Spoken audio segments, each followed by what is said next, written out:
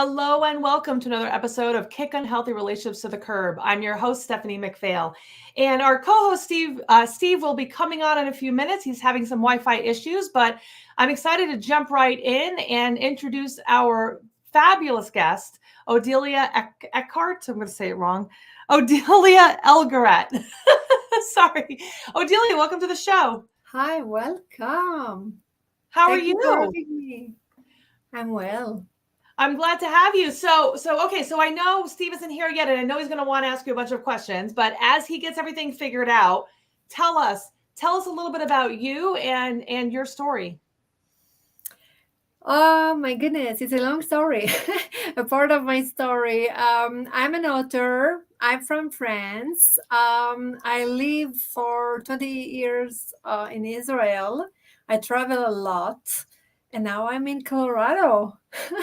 Wow. What brought you from France to Israel? Alors, vous parlez français? Oui, absolument. Je parle français. On peut faire tout ça en français? Wait. Confused everybody. Like, wait a minute. When did the show What's going on? My mom is French, so she is always trying to get me to practice. But what made you move over to Israel? My first husband. First husband, second book. Oh yeah, I can imagine. Well, we'll get into that. How are you? What are your thoughts? I've been like, there's some crazy stuff going on with Israel in the past. I know. Yeah. Scary stuff. A lot of crazy. Yeah. Yeah. I just reached out to one of my friends that lives there and to ask if she's okay. I mean, obviously, I know it's more centralized to a specific location, but it's still just scary knowing that how many people are being affected by everything that's going on over there. So it sounds like your move though from France to Israel was for someone that didn't turn out quite what you expected. I think I knew.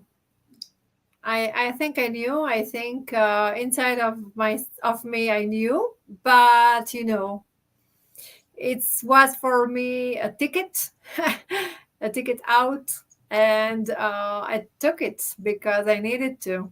So, were you trying to get out from your family, or what were you trying to get away from? Oh, so many stuff. So I grew up in Paris, and when I was 4, my parents moved to Israel for 4 years. So I was there from kindergarten, first grade, and then we moved back to France. So first, I had a really, really good time in Israel, next to Jerusalem, in the mountain. It was so amazing. So I had a really good memory, and I want to go back. After that, it was just a lot going on in my life, and I needed that. I knew I will go back to Israel, and when I met him, I'm like, okay, here we are. It's time to move on and to go to Israel, to go back. So I did, and it turned out not the right guy, but part of the journey for sure. So you moved to Israel with good intention and good memories of it. And so when you got there, how quickly did you realize things weren't right with your relationship? With him? Oh my goodness. When I was young, I was 20, and I was in love for sure. I cannot say no, I wasn't. I was in love, and we moved, and really, really, really fast he showed me his real face, his real personality. Mm-hmm. And I was alone without my family. I was young, and I didn't know Hebrew that much. And so, it was super quick. Like, it took a few months. We moved to his family, and magic. Yeah. The mask really falls off quickly when you see the family and everything that's going there. So once you ended that relationship, so you stayed and you created a real life for yourself. Yes. We get married, and we had 2 children, and life, until it was time to split. And okay, so you stayed with him. You didn't. You saw things weren't good, but you stayed anyway. Oh yes, I stayed. Yeah, because I really believe that that's what I deserved back then. Yeah. It was like, okay, that's absolutely what I deserve, to be treated like that. It was a lot of violence, a lot of really ugly stuff. And did his parents, was his family aware of how he was? I think, yeah, I think so. Yeah. But you Yeah. never told them what was really going on. Oh no, never, never, ever. Not to my parents or his family or anyone. No, never. No, we Why, don't talk about that. why It's do you think something. you never wanted to talk about it? No, it's too much shame. So That's the big thing, right? Is we don't talk about it because of the shame. yeah, yeah, for sure. So you stayed there. So you had two beautiful children, and you got to really create a life there. And you stayed there for 28 years, you said? 22. 22. And then so what made you decide to up and leave and move to Colorado of all places? So before that, we divorced, and I remarried, and I had two more children. And my husband and my husband, I asked him, I want to move, I want to go somewhere else. After everything was really okay, I'm like, okay, I'm not running. I'm just going want to move to the next chapter. And so he asked me if Colorado will be good, and I'm like, yes, please. So we moved with four kids, and my dog. Oh, wow. Yeah. And so how long have you been in Colorado for? 7 years. Okay. I mean, that's very different. I mean, I love Colorado. Colorado is beautiful, but that's got to be very different than being in Israel or in France. Oh my goodness. Yes, absolutely, absolutely different. So yeah, in so many ways. Yes. Yeah. What are some of the good and bad differences? Good and bad. I think for me it was really I don't know if it's good or bad, but it was everything is so much bigger here. Even to turn left for the first time, it was like I'm crossing the ocean. Like where is the other side of the left turn? So maybe it was bad. I don't know. Good. I think seriously, everything is really good. I really love it. That's good. That's good. So I mean, here's all the question. Obviously, it sounds like you're much happier now in this relationship. Was there anything in particular that you did in between relationships that got you prepared to create something different, or did you just magically appear with a better guy? You really want to know the secret? Yes, yes. We all want to know the secret. Okay. So I really just put down exactly what I wanted. Absolutely every single details, like what he's saying to me and what he's doing, every details, like really. And after 2 years, we met. So how did you know to do that? Because that's actually one of the things that's one of the things that I did, and it's one of the things I teach my clients about, like getting really, really clear on what it is that you want. Yeah, I got to be very, because a lot of times we think that our expectations are too high when realistically they're too low. It's the opposite problem. Yeah, yeah. How did I know? I'm a writer.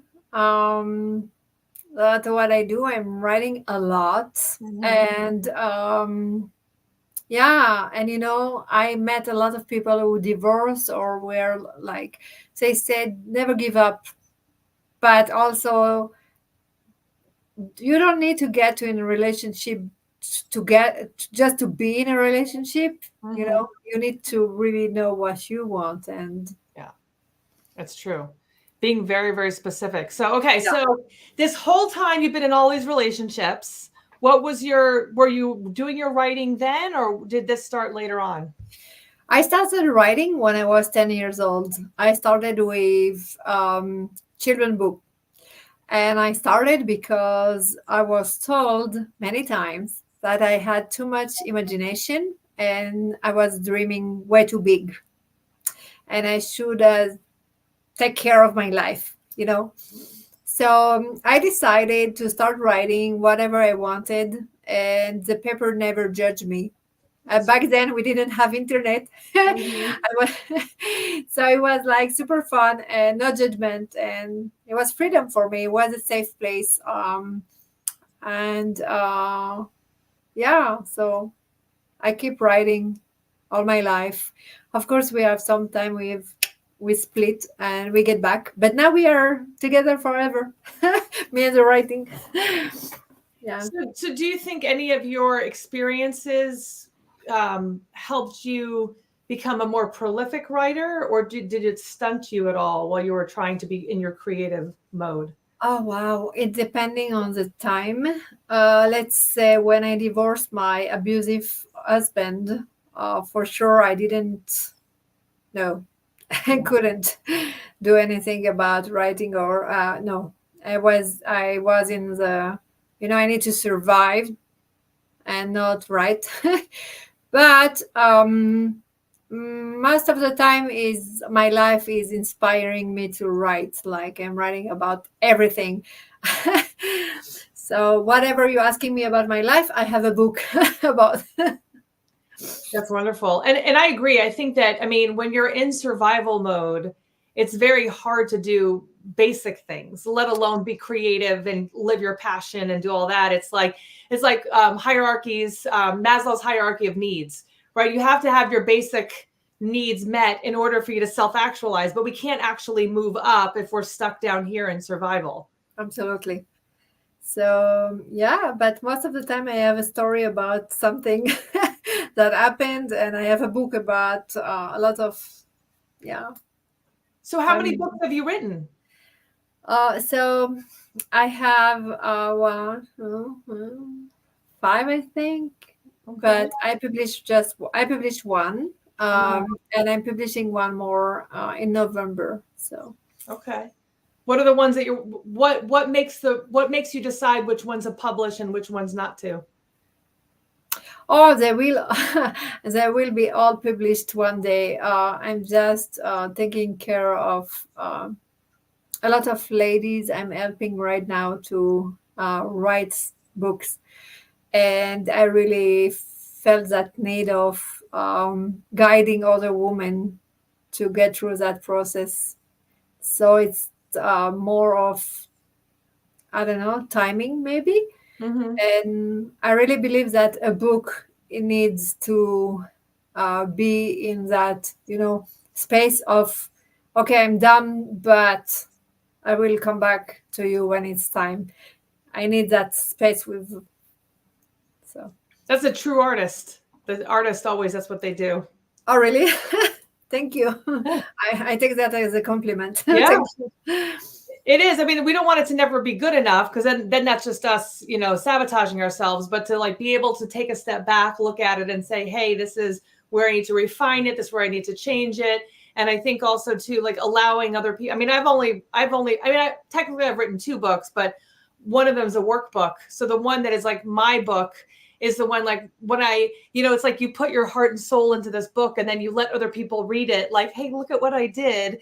And then, sometimes, and not that there's a bad reaction, but it's so important to have somebody else's perspective, because it can be it's in our heads.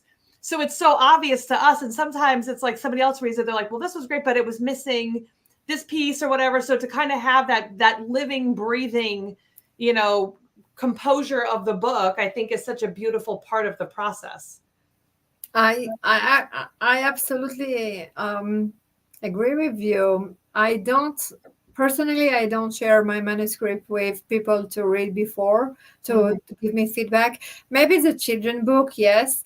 I have a children book, and I did send that to a few people to read, and I love to get some, feedback and everything. Mm-hmm. When it's about my life, my memoir, I don't, because I don't think someone can give me, another perspective about my life. And so you don't have an editor? You don't have an editor? I have an editor. Of course, I have an editor. Okay. Oh, wow. Oh, yes, of course. Editor? Yes, of course. Yeah. 2000%. Never, never, never, never, never, never publish a book without editing the book. Yes. Never.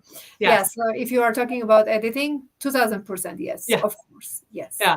That's such an important piece because that's what I'm talking about, where it's like, you're like, okay, well and done. And then I pass it over to the editor. And I was like, oh, there's some little things that I need to work on. So tell us what you're in Colorado, you're living this beautiful life, this authentic life. What is it that you do now? I mean, obviously the Legacy Writing Guide, that's your new business?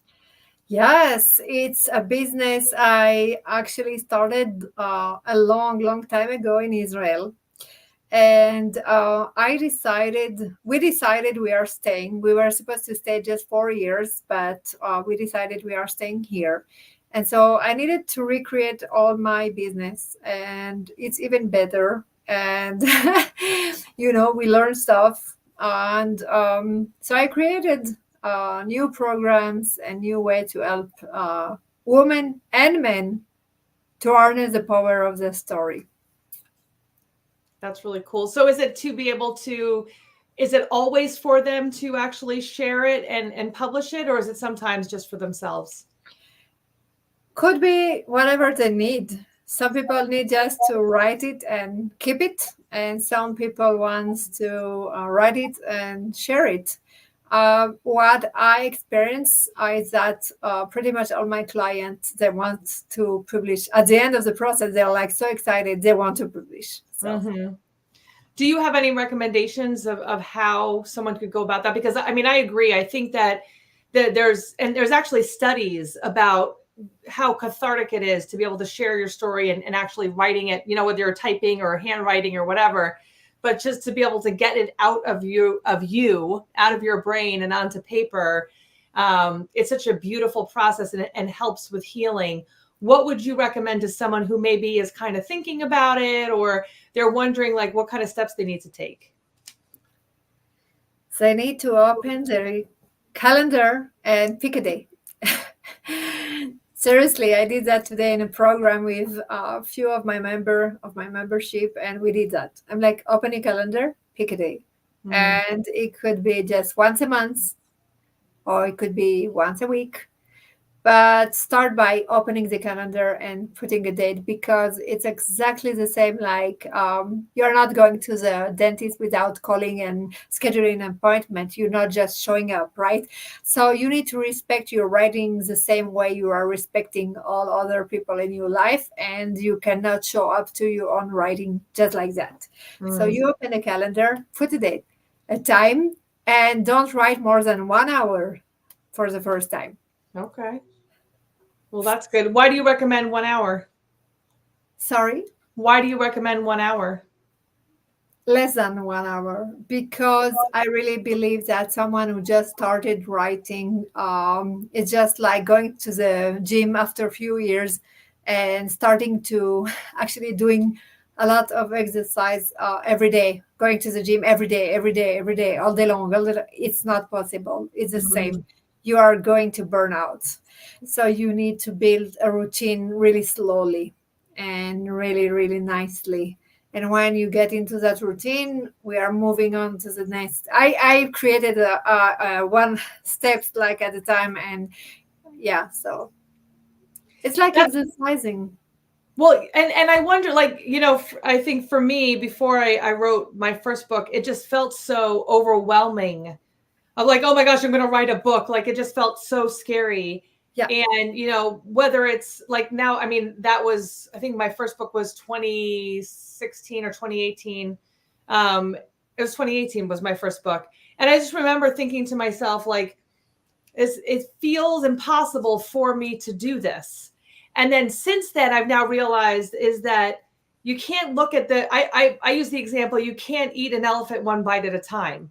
And I'm not eating any elephants. I love elephants, but it's the idea of like, we look at this big thing and then we get so overwhelmed, we don't do it. Whatever it is, it could be ending the bad relationship. It could be going back to school. It could be redecorating your house, whatever it is. If you look at the big thing, you're like, too much information overload. And then we shut down and do nothing, but then nothing ever gets done.